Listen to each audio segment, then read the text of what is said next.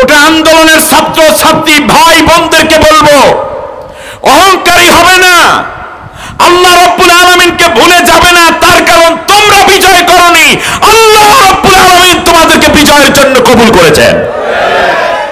এজন্য আমরা দেখেছি বিজয়ের পরে ছাত্র ভাইয়েরা রাজপথে পড়ে সিজদায় চোখের পানিতে বুক ভাসিয়ে ফোফাইয়া ফোফাইয়া কেঁদেছে। আমার বন্ধুগণ, ফেরাউনের দরবারে মুসা আলাইহিস সালাম, আপনাদের কষ্ট হচ্ছে মনে হয়? একটু সামনে আগেই আবার ঢুকে পড়তেছি অন্য এক জায়গায়। মুসা আলাইহিস সালাম যখন গেলেন, ফেরাউন মুসাকে দেখে বলল, তুমি তো খুনের মামলার আসামি। কাল ওটা আমি জানি, মুখস্থ, ওটা সমস্যা নেই, কারণ পাঠাইছে কে? এই খুন মামলা হামলা, এরপরে কি বলে এটারে, গাড়ি ঘোরানো মামলা, গাছ কাটা মামলা, মসজিদের বাক্সের টাকা চুরি করার মামলায় কত মামলা, নির্যাতন, ভিনিটিরি ব্যাগ চুরি করার মামলা, এগুলো আমরা বুঝি, ওইটা বাদ দাও। মুসা আলাইহিস সালাম কি সাধারণ পাওয়ার নিয়ে গেছেন না ডাইরেক্ট আল্লাহটা নিয়ে গেছেন? কোনো অসুবিধা আছে মুসার? নাই। মুসা পয়গম্বর আলাইহিস সালাম আস্তে করে বললেন যে সমস্যা আছে তোমার, এক আল্লাহর ইবাদত করো। তুমি নিজেই মূর্তি বানাইয়া ঘরে ঘরে দিয়েছো তোমাকে পূজা করার জন্য। আমাদের দেশেও তাহলে এই যে মূর্তি দিয়ে নিজের শ্রদ্ধা এবং নিজের সম্মান রক্ষা করার জন্য এই সিস্টেম সর্বপ্রথম মুসাই ফেরাউনই শুরু করেছিল, ঠিক না? আমি একটা কথা বলি, আমি তো গতানুগতিক কোনো বক্তা না, বিশ্বাস করেন। আমি হলাম টিচার মানুষ, শিক্ষকতাই আমার পেশা। এখন আপনারা না আমারে বক্তা বানাচ্ছেন দাওয়াত দিয়ে দিয়ে। খেয়াল করুন, মুসা আলাইহিস সালাম যখন পৌঁছলেন তখন ফেরাউন ভয় দেখানোর পাশাপাশি সে তাকে গালিও দিয়ে বসেছে। ফাআলতা ফাআলতা কাল্লাতি ফাআলতা ইন্নাকা মিনাল কাফিরিন। দেখুন কি জটিল কথা, তুমি যা করার তো করেই যাচ্ছ। আমি দেখতেছি মুসা তুমি একটা চূড়ান্ত কাফের। বলেন তো কি কাফের? কাফের বলে গালি দিচ্ছে কে? কাকে? কথাটা আপনার মনে বুঝতেছেন না? ফেরাউন গালি দিচ্ছে মুসা আলাইহিস সালামকে কি বলে? কাফের বলে। তাহলে বোঝা যায় আপনি যখন কোরআনের কথা বলবেন, ইসলামের কথা বলবেন, সত্য কিছু বলবেন, তখন আপনাকে কাট্টা কাফেররা প্রথম আপনারে কাফের বলে গালি দিবে, অমুসলিম বলে গালি দেবে, ইসলামের শত্রু বলে গালি দিবে। আল্লামা দেলোয়ার হোসেন সাইদি নওয়ারাল্লাহু মারকাদাহু, তাকে যেই মামলা দেয়া হয়েছে, আপনাদের এই চট্টগ্রামে আরেক কাপুরুষ নসিবুল বশর মাইজ ভান্ডারী, এই নাজা স্যার, আমি নামটা নিতে চাইনি, এখন পরিচিতির জন্য বলছি, নবীকে অবমাননা, নবী অবমাননার মামলা দিল এই মাইজ ভান্ডারী আল্লামা সাইদি সাহেবের বিরুদ্ধে। সেই মামলায় তাকে অ্যারেস্ট করে তারপর হেনস্থা করে করে 13 বছর জেলে, শেষ পর্যন্ত চিকিৎসার নাম করে স্বৈর শাসক পিজি হাসপাতালের মধ্যে এনে তাকে বিষাক্ত ইনজেকশন পুশ করে হত্যা করেছে। আমি বর্তমান অন্তর্বর্তীকালীন সরকারের আইনমন্ত্রী, আইন উপদেষ্টা, প্রধান উপদেষ্টা সহ অন্যান্যদেরকে আমি জোরালো ভাবে যেই বিষয়টি বলতে চাই, আপনারা নির্বাচনের রোড ম্যাপ ঘোষণা করেন, উন্নয়নের রোড ম্যাপ ঘোষণা করতেছেন, করুন, দেশ নিয়ে রোড ম্যাপ ঘোষণা করতেছেন, করুন। আমরা আপনাদের সহযোগিতা করতে চাই, জাতি আপনাদেরকে সহযোগিতা করবে। কিন্তু আল্লামা সাইদি সাহেবকে যারা হত্যা করলো তাদের বিচার কবে হবে? বাংলাদেশের 18 কোটি তৌহিদি জনতা সেই রোড ম্যাপ জানতে চায়।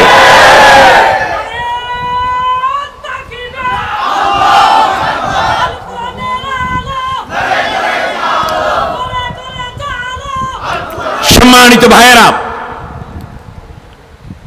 ফেরাউন দাঁড়িয়ে গেল।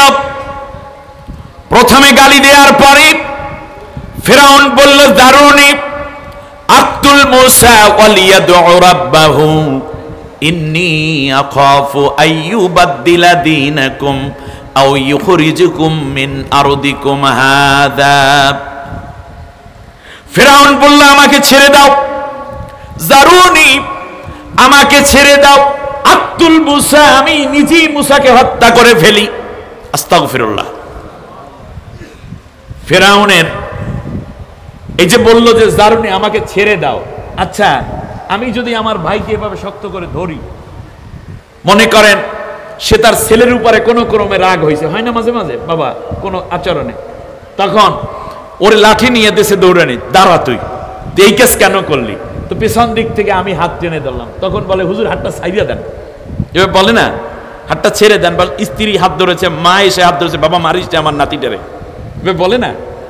তো ছোটবেলায় এরকম দৌড়ানি খান নাই এরকম কোনো বীর পুরুষ নাই, আমি সহ। তো ওই দাদুর কাছে যাইয়ে পালান লাগতো নানুর আঁচলের নিচে, তখন তারা বলতো আর করিস না, মারবে না মারবে না, এই এদিকে আবে না, এরকম বল না। মুরব্বীদের কাছে যায়, দাদা দাদির কাছে দৌড়ায়।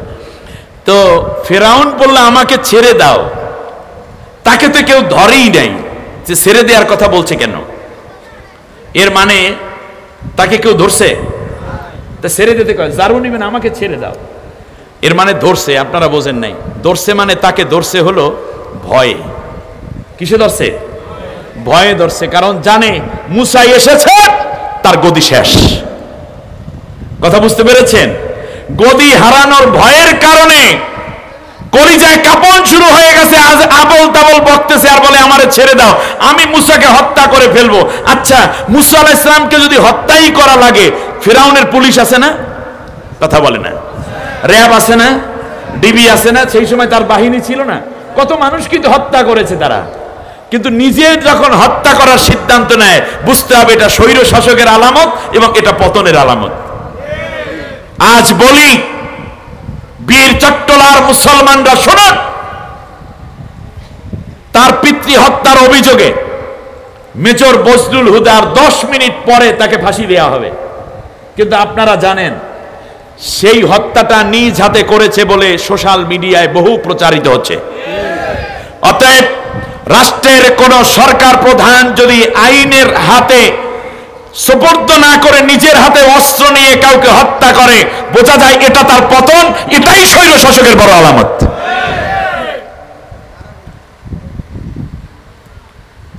একটু আগে আপনাদেরকে জিজ্ঞেস করছি ফেরাউন যত খারাপ ছিল, আচ্ছা বলেন তো দেখি ফেরাউনের চেয়ে জঘন্য এইটা মনে হয় কিনা এখন? এবারে আরো কিছু কাজের মধ্যে যাই। মুসা আলাইহিস সালামের দাওয়াত পেয়ে একদল মানুষ ইসলাম গ্রহণ করলো, তার মধ্যে 9 জন ছিল যুবক। সুবহানাল্লাহ বলেন। কারণ যুবকরা মেধা তালাশ করে আর মেধাহীনরা কোটা তালাশ করে। আমি যেখান থেকে কথা বলবো ওখানে কোটার কথা আছে, একটু পরেই আমি আবার ঢুকতেছি। আপনাদের অসুবিধা হচ্ছে না তো? আমার ভয় হয় মানে রাত বেশি হয়ে গেলে আপনারা যদি আমাকে ত্যাগ করে চলে যান আমি খুব কষ্ট পাবো। আর এত বড় ব্যক্তিত্ব জনাব সভাপতি সাহেব আছেন, তিনিও মন খারাপ করবেন। আছেন তো? কে কে আছেন দেখি তো একটু। মাশাআল্লাহ, আলহামদুলিল্লাহ, তাহলে আমি আছি। মুসা আলাইহিস সালাম দ্বীনের দাওয়াত দিচ্ছেন, 9 জন যুবক ইসলাম গ্রহণ করলো। এই 9 জনকে ফেরাউনের গোয়েন্দা বাহিনী অ্যারেস্ট করে নিয়ে আসলো। নিয়ে এসে বলতেছে আমানতু ক্বাবলা আন আযানা লাকুম, তোমরা নাকি ঈমান এনেছো আমার অনুমতি ছাড়া। এর মানে ফেরাউনের রাষ্ট্রে কেউ যদি মুসার দলে যোগদান করা লাগতো, অন্য বিরোধী দলে যাইতো, অথবা যদি ঈমান আনতো, তাহলে তার কাছে অনুমতি নেওয়া লাগতো। এমন এক রাষ্ট্র ফেরাউন কায়েম করেছিল। আমাদের দেশেও বিরোধী দল একটা ছিল, ওই যে এরশাদ কাকুর দল। শেষ পর্যন্ত বললো না যে আপা এই ঝামেলা না করে বলে না আমরা যে কয়জন আছি আপনার দলে যোগদান করে দিই। এই হলো বিরোধী দলের সাহস। যাই হোক, এক পর্যায়ে ফেরাউন জিজ্ঞেস করলো আমাকে না জানি ইসলাম গ্রহণ করেছো, মুসার দলে মুসার ধর্মে যোগদান করেছো, কি করব জানো? ফেরাউন বলল লা উকাত্তিআন্না আইদিয়াকুম ওয়া আরজুলাকুম মিন খিলাফিন সুম্মা লা উসাল্লিবান্নাকুম আজমাইন। ভয় দেখায়, লা উকাত্তিআন্না আইদিয়াকুম আরজুলাকুম মিন খিলাফ, বিপরীত দিক থেকে তোমাদের হাত এবং পা কেটে ফেলবো। কারো ডান হাত বাম পা কাটবো, আর কারো বাম হাত ডান পা কেটে ফেলবো। শুধু এটাই না, আমি কাউকে কাউকে ফাঁসির শুলিতে চড়াবো, আর সেই ফাঁসি কোনো গোপনে দেব না, খুরমা খেজুর গাছের ডালের সাথে ঝুলাইয়া তোমাদেরকে মাইরা রাস্তার পাশে ঝুলাইয়া রাখবো, যাতে করে মুসার প্রতি কেউ ঈমান না আনতে পারে, আল্লাহ রব্বুল আলামিন আল্লাহর প্রতি কেউ যেন বিশ্বাস করতে না পারে। সুতরাং এইরকম শাস্তি দেব, তোমরা এখন তাড়াতাড়ি করে ঈমান ত্যাগ করো। এই কথা শোনার পরে যুবকরা কি ঈমান ত্যাগ করেছিল নাকি মোকাবেলা করেছিল? দুইটা বিষয় এখানে আমি বলতে চাই। যুবকরা আওয়াজ দিয়ে বলেছিল, ফেরাউন তোমার অত্যাচার আমরা সহ্য করেছি, আমাদের মা বাবাদেরকে তোমরা পিটিয়েছো, চাঁদাবাজি করো, দেশের মধ্যে দুর্নীতি করো, দেশের পয়সা তোমরা নিজেরাই ভোগ করো, জনগণকে ভিক্ষুক বানায় রাখো। ফেরাউন তোমার অত্যাচারে আমরা এমনিতেই মুখ থুবড়ে কলিজা ছোট্ট হয়ে আছে, তারপরেও তুমি আমাদেরকে ভয় দেখাও। আমরা এমন এক আল্লাহর উপরে ঈমান এনেছি, যে আল্লাহ রব্বুল আলামিন তোমাকে সহ তামাম দুনিয়ার স্রষ্টা, এমন এক নবীর হাতে কালেমা পড়েছি, যেই নবী আল্লাহ ছাড়া অন্য কাউকে ভয় পায় না। সুতরাং তুমি আমাদেরকে বিপরীত দিক থেকে হাত পা কেটে ফেলার ভয় করাও তো দূরের কথা, আমাদের পায়ের আঙ্গুলের আগা থেকে ধরে চুলের আগা পর্যন্ত, অগ্রভাগ পর্যন্ত যদি কেটে টুকরা টুকরা করে ফেলো, এরপরেও আল্লাহ রব্বুল উপর থেকে এক চুল পরিমাণ ঈমান আমরা পিছনে আনবো না। জীবন যাক, হাত পা কাটা শুধু নয়, জীবন দেহ টুকরা টুকরা করে কেটে ফেলো, আমরা পিছপা হব না।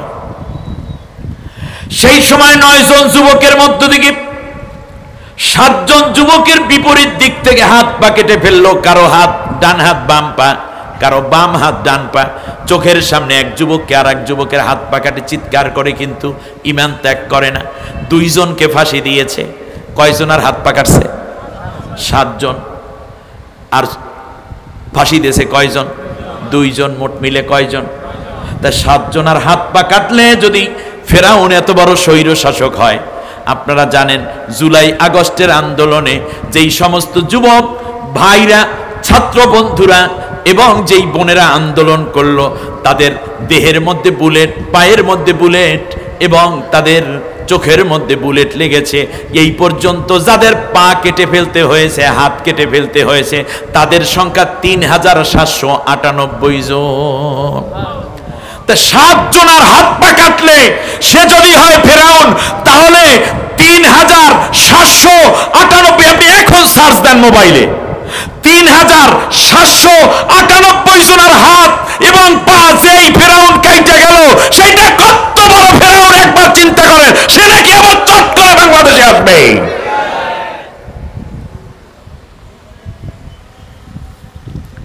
7 জনের হাত পা কাটায় ফেরাউন, আর প্রায় 4000-এর হাত পা কাটা লাগলো। চীন থেকে 150 ডাক্তার এসেছে শুধু তাদের কৃত্রিম হাত পা লাগাইয়ে কোন রকম যদি তাদেরকে একটু দাঁড় করানো যায়। আমি ইতিহাস পড়েছি নমরুদের, কারণ এই গোটা কোরআন আল্লাহ আমাকে অনুবাদ করার তৌফিক দিয়েছেন।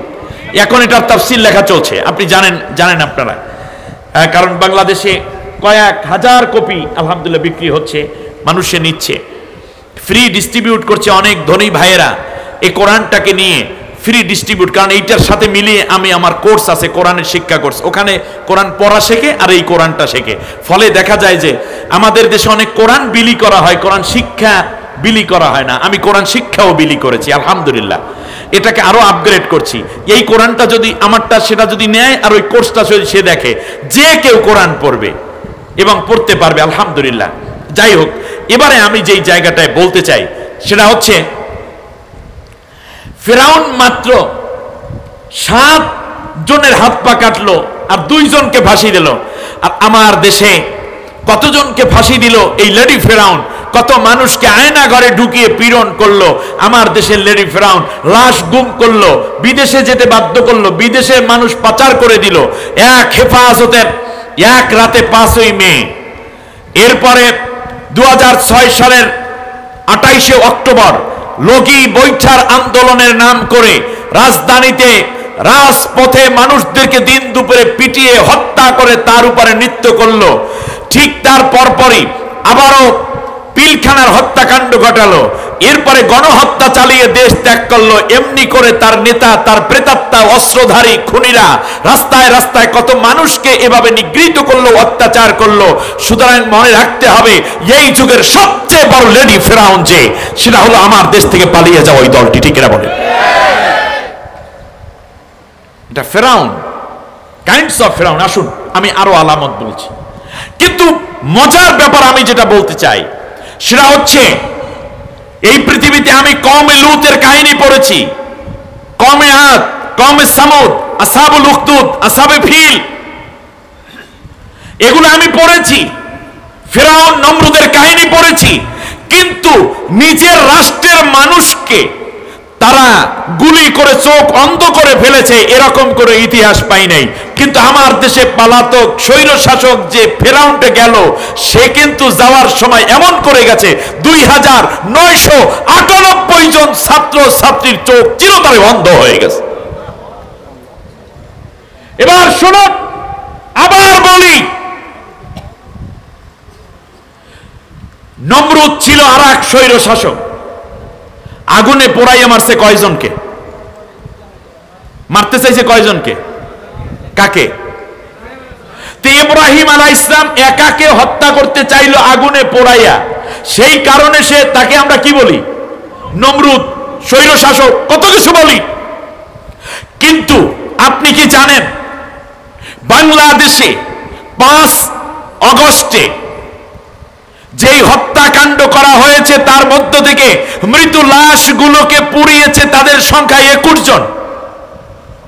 21টা লাশ কয়েকটা ভ্যানে চড়াইয়া পেট্রোল দিয়ে আগুনে পুড়ে হত্যা করেছে। পরবর্তীতে মা বাবারা এসছে, যারা প্রত্যেকে ছিল ইউনিভার্সিটির স্টুডেন্ট, মেধাবী, তারা আগামী দিনের ডক্টর ইউনূস, তারা আগামী দিনের আল্লামা সাঈদী হতে পারত, তারা আগামী দিনের ডক্টর জাকির নায়েক হতে পারত, আগামী দিনে তারা ডক্টর মিজানুর রহমান রাজারী হতে পারত, তারা হতে পারত বাংলাদেশের শ্রেষ্ঠতম অনেক বড় বড় আলেম, হতে পারত দেশ এবং জাতির বড় বড় কর্ণধার। তাদেরকে হত্যা করেছে, ডিএনএ টেস্ট করে তারপর লাশ চিহ্নিত করতে হয়েছে।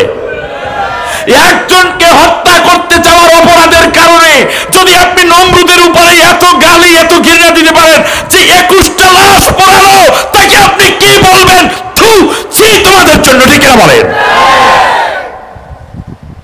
এই দলটি কোনো মুসলমান করতে পারে না, এই দলটি কোনো বাংলাদেশের মানুষ করতে পারে না। আপনি জানেন কত বড় অত্যাচারের হাতিয়ার সে বানিয়েছে। দেশের অর্থ পাচারই শুধু নয়, অবৈধ ক্ষমতাই নয়, ক্ষমতাকে কুক্ষিগত করার জন্য যা দরকার সব সে করেছিল। আমার ভাইয়েরা, এবার খেয়াল করুন, লাশ পোড়াইলো, মানুষ পোড়াইলো, নমরুদের কাজ, কথা কয় না। মানুষ হত্যা করলো, বিপরীত দিক থেকে হাত পা কাটলো, অনেক বেশি কেটেছে ফেরাউনের কাজ। এমনি করে করে মানুষদেরকে বিব্রত করে করে যখন সে আর কুলাইতে পারে নাই, আল্লাহ রাব্বুল আলামিন বললেন, ফেরাউনও চেয়েছিল দীর্ঘদিন আরো ক্ষমতায় থাকার জন্য, কিন্তু তা তার নসিবে হয় নাই। অতএব মনে রাখবা, তাদের বিদায়টা কেমন হয় একটু সুন্দর কইরা তোমরা জাইনা রাখো। আল্লাহু আকবার কয় না? তাদের মৃত্যুটা কেমন হয়, তাদের বিদায় বেলা কেমন হয় শোনা।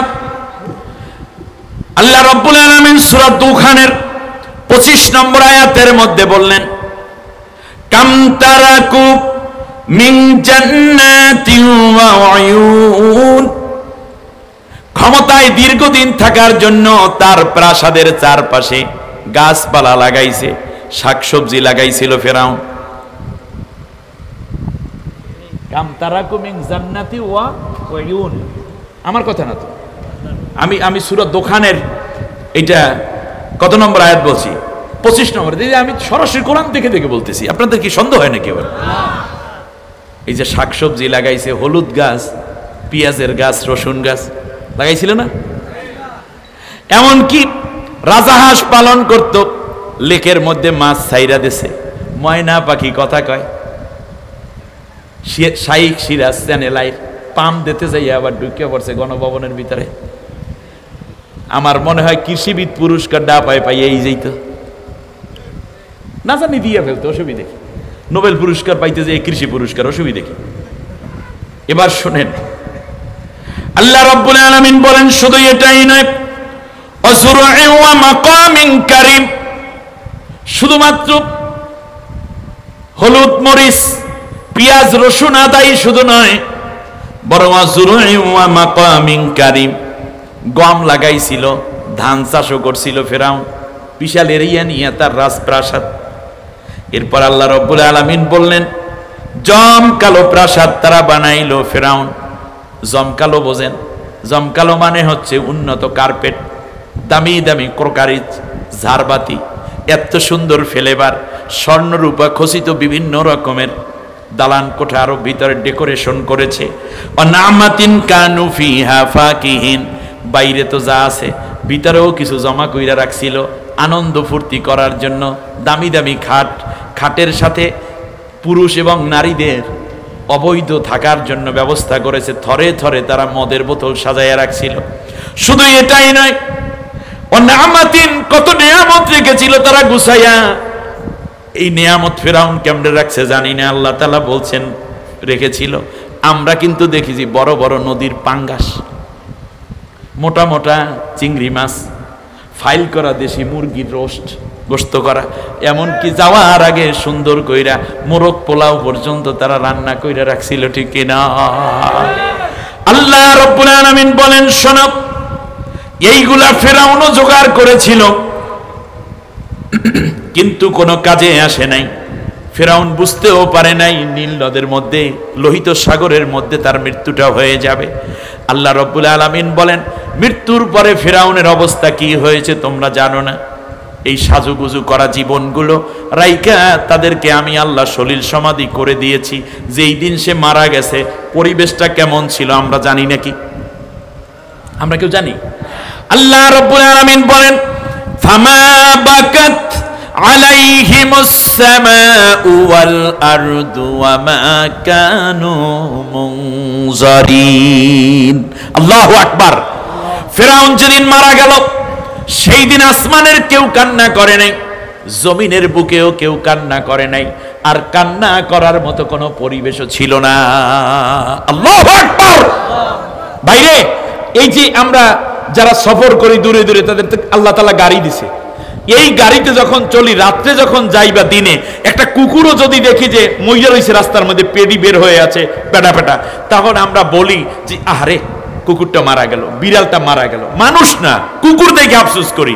কিন্তু আল্লাহ বলছেন ফেরাউন যেই দিন মারা গেল তার সৈন্য সামন্ত সহ, সেই দিন আসমানে এবং জমিনে কেউ কান্না করে নাই, আফসোস করে নাই, এমনকি আফসোস করার পরিবেশও ছিল না।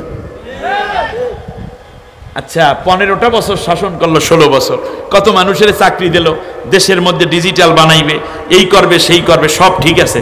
কিন্তু আপনারা বলেন তো দেখি, তার দলেরও কি কেউ কাঁদছে? আপনাদের এই এলাকায় কিছু লিক ছিল না? এখনো আছে না? আচ্ছা বলেন তো, ওই দিন আহারে আপাগো কি কইয়া গেলে, আহারে এত আফসোস, কেমনে এইরকম হইয়া গেলে, কেউ রে কি আফসোস করতে দেখছেন আপনি? কথা বলেন না দর? আজও পর্যন্ত আফসোস আছে? তারা আফসোস করে না, ষড়যন্ত্র করে। তারা কি করে জোরে বলেন? আর ভারতের দালালি করে, রয়ের দালালি করে, মুসাদের দালালি করে। অতএব এইগুলো বাদ দেন, ঈমান নিয়ে চলে আসুন, আপনাদের নসিব আল্লাহ ভালো করে দিবেন। দরদ দিয়ে কথাটা বলছি, কারণ এই পরিণতি কোনোদিন ভালো হবে না। আমি সামনে পরিণতি, আপনাদের অবস্থা কি হবে তা আল্লাহ কোরআনে বলে দিয়েছেন।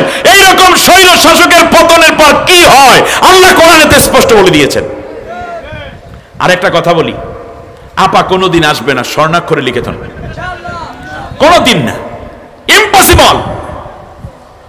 আল্লাহর কোরআনের আয়াত দিয়ে আমি বোঝাই দিতে পারবো ইনশাআল্লাহ, সম্ভব না, কোনোদিন সম্ভব না। এবার এই জায়গাটা শেষ করি, তারপর ওটা বলবো না, অসুবিধা নাই তো? জি। আল্লাহ রাব্বুল আলামিন বলেন আসমানে এবং জমিনে কেউ কান্না করে নাই, কান্নার কোনো পরিবেশও। আল্লামা সাইদি সাহেব যেদিন ইন্তেকাল করলেন, শহীদ হলেন, সেই দিন আপনারা কেঁদেছিলেন কিনা?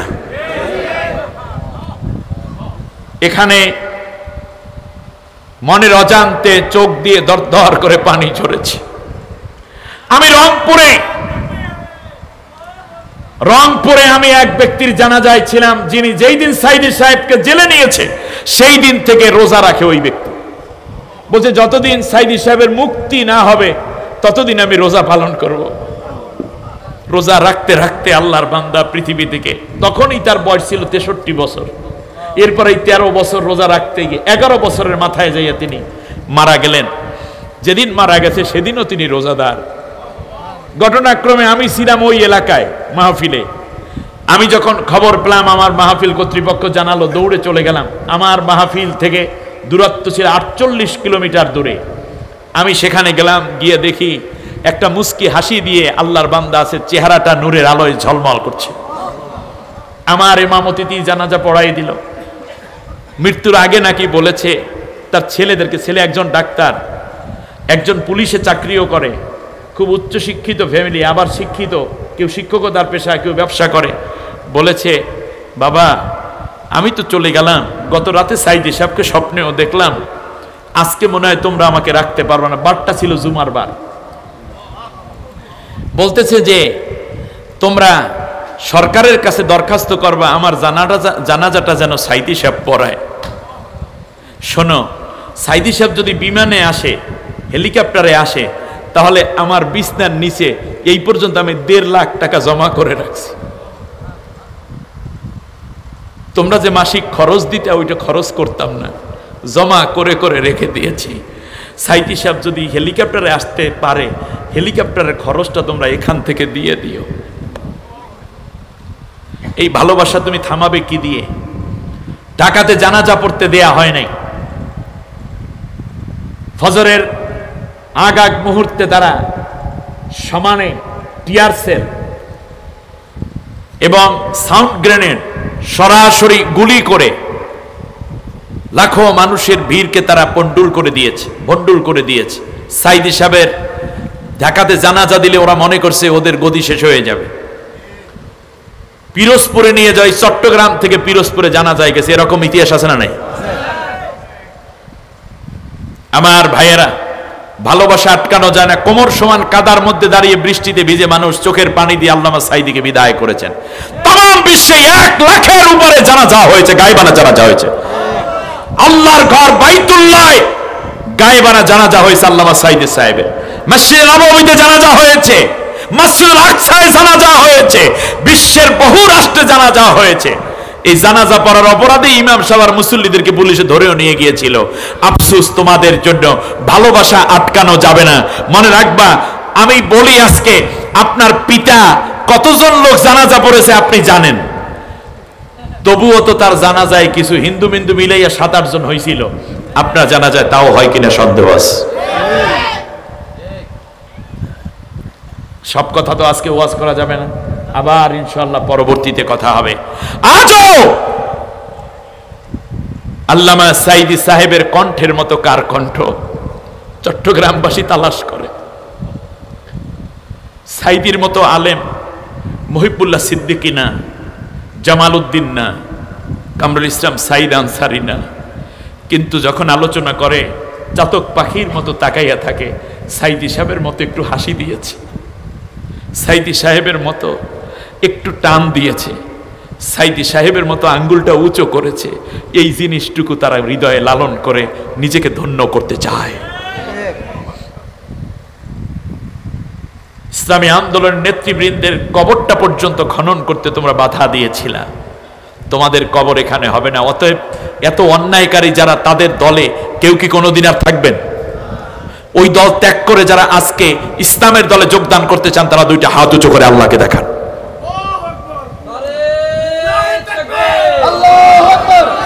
আল্লাহ তুমি কবুল করো, জোরে বলেন আমিন। আল্লাহ তুমি কবুল করো, বলেন আমিন। আমি সংক্ষিপ্ত করব বিধায় আরেকটু সামনে আগাই। কেউ তো কান্না করে নাই, কান্নার পরিবেশ নাই। আমি মনে করেছিলাম বুইনটা মনে হয় কানবে, বুইনে রাত ধরিয়া চলিয়া যায়, কান্দে নাই। ভিডিও আছে না? ভাবছিলাম মেয়েটাই মনে হয় কানবে। ওরে বাপরে বাপ! পরের 2 দিন পর মেয়ে আসছে, ঠোঁট মালিশ টালিশ দিয়ে তারপরে বসছে। আমার মার কোনো দোষ ছিল কিনা? মা তো অনেক কিছু করেছে জাতির জন্য, কিন্তু কেন তাকে চলে যেতে হলো আমারও মাথায় ধরে না। এর মাথায় ধরে না, মাথা থাকলে না ধরবে। কাকড়া, মাথা নাই। কাকড়াহীন, কাকড়া হলো মাথাহীন, ঠিক কিনা বলেন? ভাবছিলাম বাগনাই মনে হয়, বাগনা বোঝেন, ছেলেটাই মনে হয় কিছু বলবে।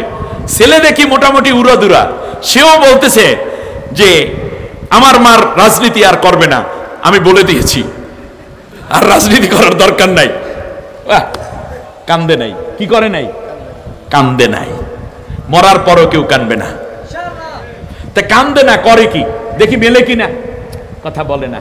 এতক্ষণ বলতে আলোচনাটা হইলো ওই ফেরাউন এই ফেরাউন, মেলে কিনা এইটা একটু তো নাকি? আল্লাহ রাব্বুল আলামিন বলেন ফামা বাকাত আলাইহিমুস সামাউ ওয়াল আরদু ওয়া মা কানু মুনজারিন। আল্লাহু আকবার। আল্লাহ রাব্বুল আলামিন বলতেছেন আসমান জমিনে কেউ কান্না করে নাই, কান্নার পরিবেশও ছিল না, সবাই ছিল দৌড়ের উপরে। কিন্তু করেছে কি? ফাকুতি আদাবিরুল কওমিল্লাযীনা যালামু ওয়ালহামদুলিল্লাহি রাব্বিল আলামিন। আল্লাহ রাব্বুল আলামিন বলেন কেউ কান্না করে নাই, কেউ কান্নার চিন্তাও করে নাই, কান্নার পরিবেশও নাই, বরং যারাই শুনছে জালেম শেষ হয়ে গেছে, সাথে সাথে সবাই পড়ছে আলহামদুলিল্লাহি রাব্বিল। আপনারা কি পড়ছেন? ইন্নালিল্লাহ না আলহামদুলিল্লাহ? কথা কয় না, আরো জোরে বলতে হবে। এখানে ইন্নালিল্লাহ যারা পড়ছেন, কষ্ট পাইছেন আপার বিদায়, তারা একটু হাত উঁচু করেন। একজনও নাই। আলহামদুলিল্লাহ যারা পড়ছেন তারা দুইটা হাত উঠিয়ে একটু আল্লাহরে দেখান তো দেখি।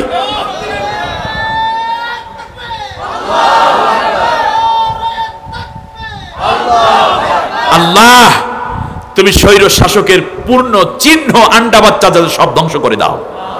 বাংলাদেশের স্বাধীনতা অখণ্ডতা বজায় রাখার জন্য, ইসলামের বিজয়ের জন্য সব মুমিনদেরকে, মানুষদেরকে, জনগণকে ঐক্যবদ্ধ থাকার তৌফিক দাও, বলেন আমিন।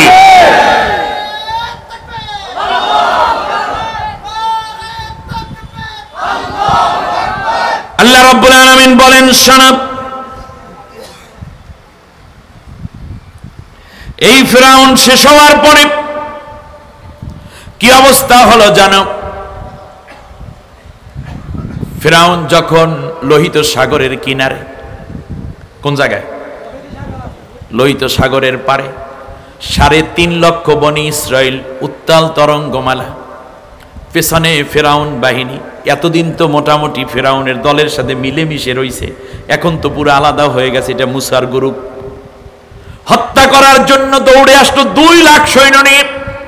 মুসা আলাইহিস সালামকে লক্ষ্য করে জাতির লোকেরা, দুর্বল ইমানদাররা বলল, ইয়া মুসা ইন্না লামুদরাকুন। ও মুসা আমরা তো ধরা পড়ে গেছি। পিছনে ফিরআউন, সামনে নদী।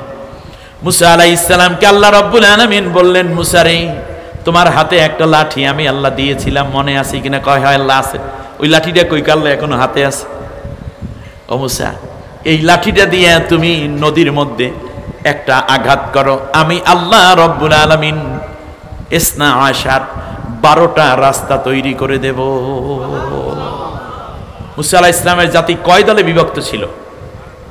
বাংলাদেশে বর্তমানে রাজনৈতিক দল, পালাতক গোষ্ঠী বাইরে আছে 12টা, এবং ইসলামিক দল আছে আবার ছোটখাটো মিলাইয়া 12টা। আমি মনে করি কোনো পার্থক্য করার দরকার নাই। আগামীর পার্লামেন্ট কোরআনের পার্লামেন্ট হওয়ার জন্য আমার বিশ্বাস 12টা ইসলামিক দল এক হয়ে যান। আল্লাহ কবুল করুন। আমি নাম নিলাম না, নাম নিলে হয়তো একটা বেশি পলিটিক্যাল হয়ে যাবে। 12টা গ্রুপ আছে, মাত্র 12টা। বাঁচতে হইলে সবাইকে নেমে পড়তে হবে একসাথে। মুসা আলাইহিস সালাম বলেন নামো, নেমে পড়লেন। ফিরআউন আইসা বলতেছে, বলি নাই তাজরি মিন তাহতি বি আমরি। আল্লাহ তাআলা বললেন, ফিরআউন বলল, এই জাতির লোকেরা, আমি বলছি না এই আমার কথায় সব নদী নালা চলে, এই দেখো কি সুন্দর রাস্তা বানাইতেছে আমার জন্য। নেমে পড়েছে।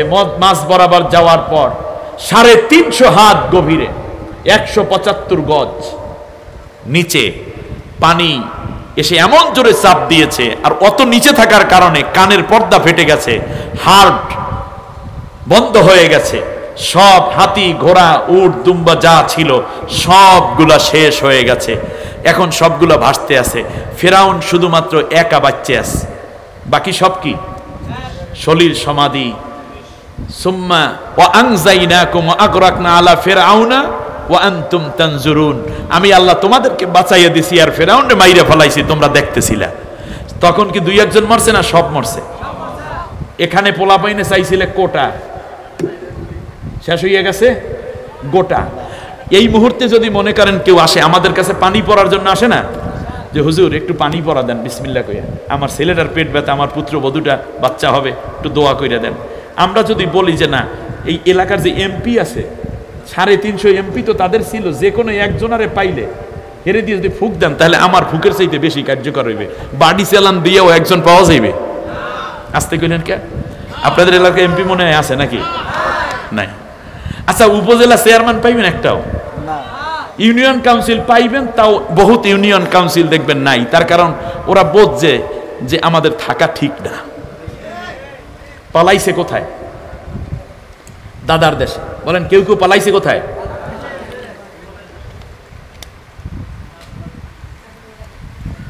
তারা পালাইছে দাদার দেশে, এইটা আমার আফসোস নাই, দাদাই বানাইছেই তাদেরকে। কিন্তু আমার কাছে আফসোস, আমার কাছে আশ্চর্য লাগে ভিন্ন জায়গায়। ঘটনা ঘটল 2000 কত সালে? 24 সালে আগস্ট মাসে। আর 18 বছর আগে আল্লামা সাইদি সাহেব এই বীর চট্টলায় ওয়াজের তাফসীর মাহফিলে প্যারেড ময়দানে ওয়াজ করলেন যে বেশি লাফালাফি করবা না বানরের মতো, গাছের গোড়া ধরে তাওহীদি জনতা নারা দিবে, দিল্লি গিয়া মামাবাড়ি পড়বা। ঠিক ওখানেই পড়লো। এইটা বুঝলো কেমনে? পালাবার জন্য ইঁদুরের গর্ত খুঁজে পাবা না।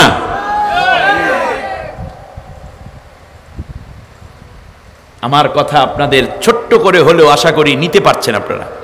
রাত বেশি হয়ে গেলে কথা নেওয়া যায় কম, কিন্তু এগুলো তো নেওয়া যায় নাকি? এবার খেয়াল করুন, একটা পর্যায়ে আপনি আসেন, যখনই ফেরাউন দেখলো যে আমি বাচ্চা আছি, তখনই বলল আমানতু আন্নাহু লা ইলাহা ইল্লাল্লাযী আমানাত বিহি বানু ইসরাঈল ওয়া আনা মিনাল মুসলিমিন। ডাক দিয়ে বলতেছে আল্লাহ, আমানতু, আমি তোমার উপর ঈমান আনলাম। এরপরেও দেখতেছে মুখের মধ্যে, নাকের মধ্যে, কানের মধ্যে দিয়া পানি ঢুকতেছে। তখন ডাক দিয়ে কয়, আল্লাহ তোমার কি বিশ্বাস হয় না আমি ঈমান আনছি? লা ইলাহা ইল্লাল্লাযী। এরপরেও দেখে ঈমান পূর্ণ হয় না, মানে আল্লাহ কবুল করে নাই।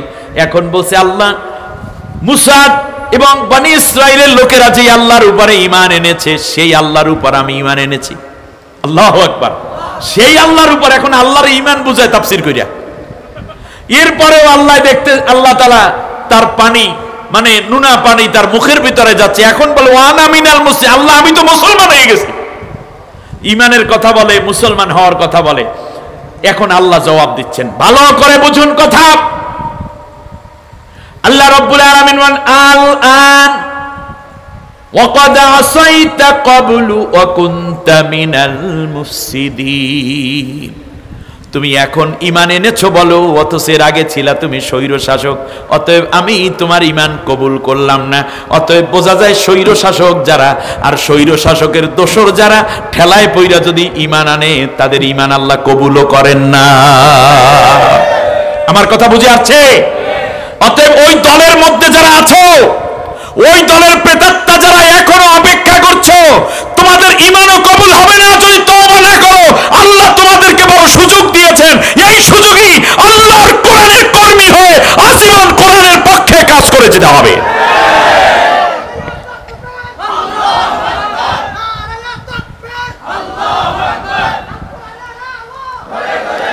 এবার শুনুন, আল্লাহ রাব্বুল আলামিন বলেন ফালিয়াউমা নুনাজ্জিকা বিবাদানিকা লিতাকুনা লিমান খালফাকা আয়া ওয়া ইন্না কাসীরাম মিনান নাসি আন আয়াতিনা গাফিলুন। আল্লাহ রাব্বুল আলামিন বলেন, ফেরাউন, তোর লাশটাকে আমি পানিতে গালিয়ে দেব না, মাটির মধ্যে পুঁতে দেব না, হাঙ্গরে খেতে পারবে না, কুবিরে খেতে পারবে না, এমনকি কোনো পোকামাকড় তোর লাশটা খাবে না। শুটকি বানাইয়া কিয়ামত পর্যন্ত বিশ্ববাসীর সামনে তোর লাশটা আমি উঁচু করে ধরে রাখবো, যাতে করে বিশ্বের মানুষ বুঝতে পারে ফেরাউন কারে কয়, ফেরাউনের অত্যাচার কারে কয়। আর মনে রাখবা, এই তোমার চরিত্রবান হবে যারা, তারাই হবে তোমার উত্তরসূরি।